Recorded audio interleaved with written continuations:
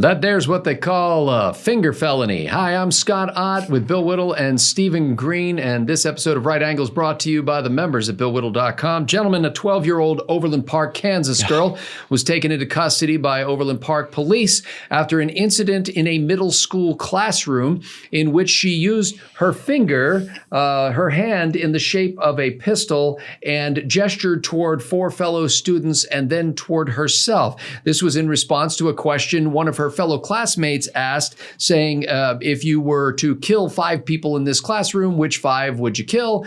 And she just gestured around the room and then finally ended with herself. Harmless prank, funny little joke.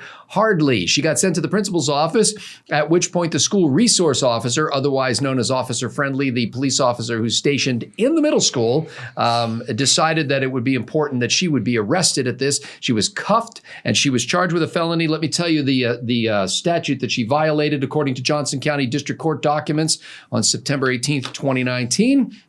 The girl unlawfully and feloniously communicated a threat to commit violence with the intent to place another in fear or with the intent to cause the evacuation, lockdown, or disruption in regular ongoing activities, or just created the risk of causing such a fear. Stephen Green, there are a lot of these incidents where there are mass shootings, and then there's a lot of garment rending by people who say, everybody knew that this kid was troubled, but nobody did anything. So, Steve, aren't you glad to finally see people doing something when they see a troubled kid acting out like this? Yeah, these kids who shoot up these schools, they don't have 4 friends to make finger pistols at. Okay, these kids are they're the loners, they're the outcasts. They don't play around like that. They tend to be dark, deeply troubled, and it's the same thing they say about the serial killer. Oh, he was always such a quiet guy. We never heard a fuss from him at his house. These are the folks that end up shooting places up, not the kid with 4 friends that they can joke around with on dark issues like that. Okay, let's set that record straight. You remember the thing in Baltimore a few years ago where the kid chewed his Pop-Tart in the shape of a pistol, whether it was on accident or purpose, and the crap weasels there in Baltimore kicked him out of school for a while? Well, these crap weasels are prosecuting this 12-year-old kid with a felony. That's outrageous. Before I even heard about this story, Scott, the first I heard about this story, believe it or not, was this morning when we were doing our backstage meeting. I hadn't heard of this thing yet, but it just so happens that I had to have a talk with my 13-year-old last night, not in a mean, mad way or anything like that. But I found out he's kind of got 2 strikes against him. And he's, by the way, just a happy, charming, well-adjusted kid.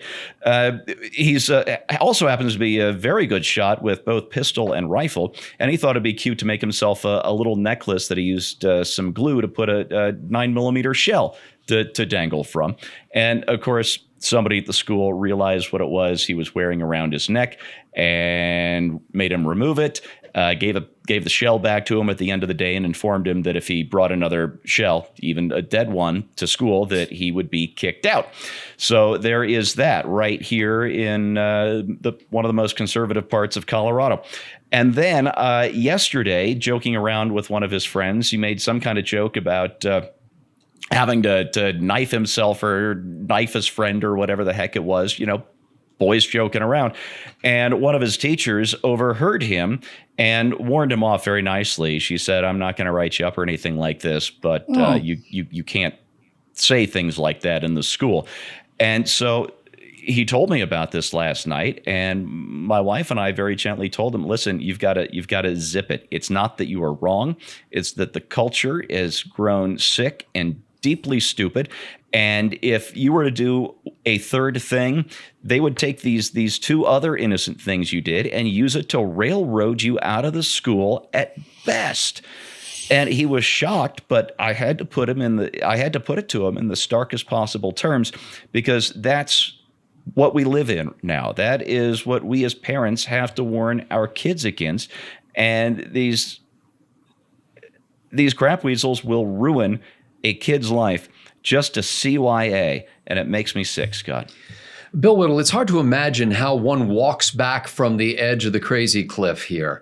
I mean, I cannot see a scenario where school officials and or police officers and attorneys who are always, hovering on the perimeter in situations like this will ever get to a point where they'll say, you know what, we just need to let kids be kids. And kids are going to play cops and robbers. Kids are going to pretend they're going to use inappropriate language. They're going to pretend to shoot each other. What kid has not done that? I think, Bill, that there are some who may watch this video who will say, no, the society is moving in the right direction. We've got to stop the violence. We got to stop the violent rhetoric. We got to stop the idea that playing at violence is good fun. And we've got to teach our children about peace and love and gentleness. No? I think anybody who feels that this is an appropriate reaction watching this show got here by accident and has not lasted this long. First of all, to answer your question about what can we do about this kind of thing, you're right. It is so deep in society now, it's enormous. But while it may be an enormous undertaking to stop it and reverse it, I think you can certainly slow this kind of nonsense down with a few well-aimed lawsuits. I think they should sue this police department, sue the officers and sue the schools, sue them to the rafters for this emotional damage and this overreaction. And I think if you do enough of that, it's like throwing a brush bat pitch. You put one right in front of their nose just to let them know that you don't own the plate. And that kind of thing should happen every time we see this. It's sad that it's in this case, but nevertheless, it's what it is. Now, the bigger issue here is that this is yet another example of this pathology that has infected the country. And if you think about it, almost all of our problems are tied into this dynamic. And this is another example, basically, of the mechanics that drive the self-esteem movement. So I don't want to call it the self-esteem movement.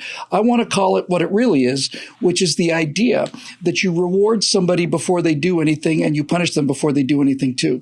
Here's what I'm getting at. The belief system involved here is a belief system that says that if somebody makes a gun point like that, then all we have to do is eliminate the external stimuli. And if we eliminate the external stimuli, then everybody's going to come out just fine. This is the same idea that says if we add external stimuli, then they're going to turn out the way we want them to. So what we'll do is we won't have children compete against each other because that damages their self-esteem.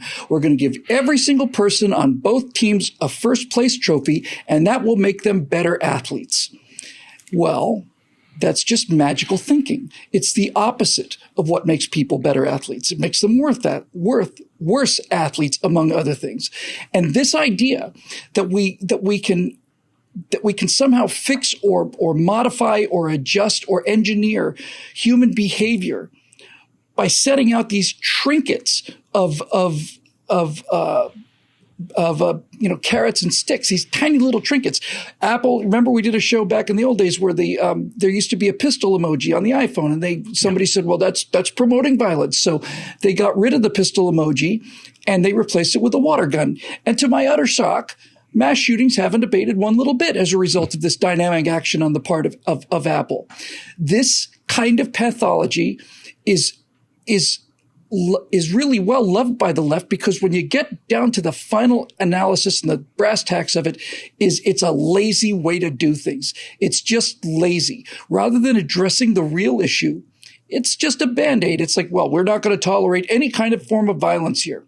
Well, the more of this we do, the more of this we see. And this is not a coincidence either. The entire idea of school, of play, of everything else, play especially, because that's what this girl was doing. Play is designed to be a simulation for you as a child to simulate the decisions you're going to have to make when you're an adult. And if we don't allow them to make these decisions as children during the simulation, then they're going to grow up to be adults and they're going to do things like we saw in the other episode we did this week. They're going to go and shoot people through their windows, or they're going to talk about, would you cook your pet on TV for enough money? this is what happens when you destroy the ability for children to learn about themselves, learn about the world, learn about consequences through the act of play.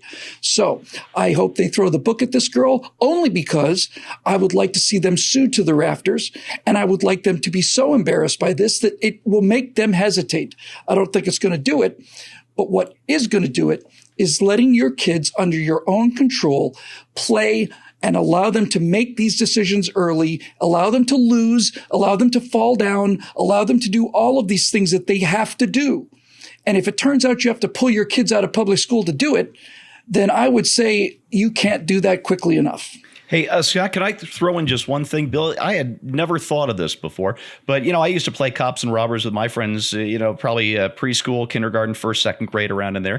And it never really occurred to me until just now. But yeah, there were a lot of finger guns and all that, but it was really fun to play the robber, maybe more so than the cop. But it was always a morality tale, because even when you were if you were having fun being the robber, you knew in the end you would end up behind the bars of the jungle gym pretending that you were in jail.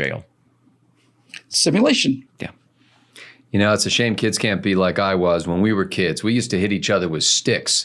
None of this fake gun finger stuff, We used to throw firecrackers at each other. Remember how terrifying a Real rock ones. fight was? They're throwing rocks. Wait, they're throwing rocks? Yeah. So in all seriousness, when I was in high school, I took a cap gun to school once, and it was a really tiny white handled revolver pistol cap gun. And it was so small, I think it literally was a keychain, but it also could fire caps. You could put little caps into it and fire the caps. And in French class, Miss Rieger saw that I was, showing this thing around, and she confiscated it during the class. She, at the end of the class, I went to the desk. This shows you what a different society this was. I went up and requested to have my gun back. And she said no, that she wouldn't be giving it back to me right away. And she didn't say when. I went across the hall to the principal's office. I escalated it and told the principal that Miss Rieger had taken my gun away from me and that she needed to return the gun to me because it was my property. He failed to intervene. No call was made to the police department. No further action was taken against me, although I did persistently attempt to retrieve my gun from the teacher. At the end of the school year, when I asked for it again, because she kind of indicated that she'd give it back to me on the last day of school, she feigned that she had misplaced the gun and that I wouldn't be getting it back. And so my guess is she's running around her house playing cops and robbers with it even as we speak. But something has happened in this country that I think runs counter to everything that conservatives believe. And the fundamental belief in conservatism starts with decision-making at the lowest possible level. And that starts with the individual, and then the family, and then the community, and then the local governing body, and then the state governing body, and eventually the federal government. We don't start at the federal government. We don't ratchet things up and escalate things immediately up the chain. We try to deal with it on a personal level first, and then if we have to, we expand that level. This leads to more troubles than you can imagine. I invite you to watch another episode of Right Angle this week when a similar phenomenon resulted in a woman in Fort Worth, Texas, being shot dead. We need to start to get a grip on the idea that a teacher is responsible for talking to the children in her room. For whatever you think of Miss Rieger's confiscating my property, and I'm no fan of it, she dealt with the problem in the room and didn't escalate it to the next level.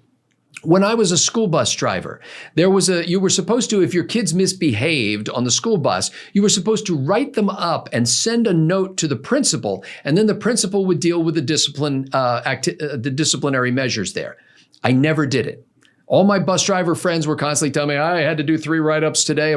I never wrote a single write-up. And I was driving a school bus filled with kids who were labeled by the district as behavioral disorder kids and learning disability kids. So these were all so-called special needs kids.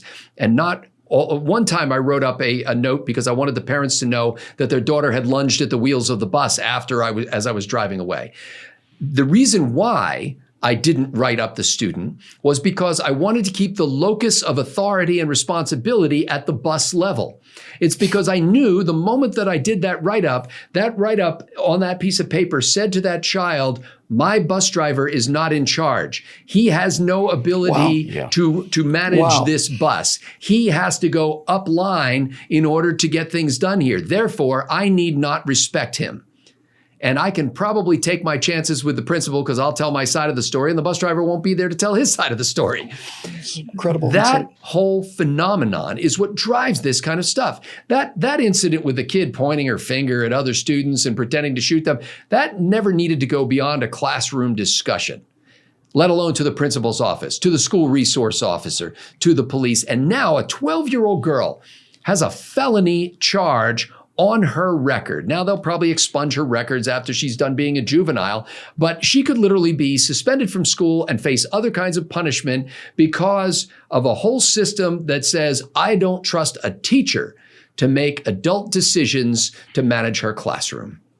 For Bill Whittle and Stephen Green, I'm Scott Ott. Thanks to the members at BillWhittle.com for making this possible.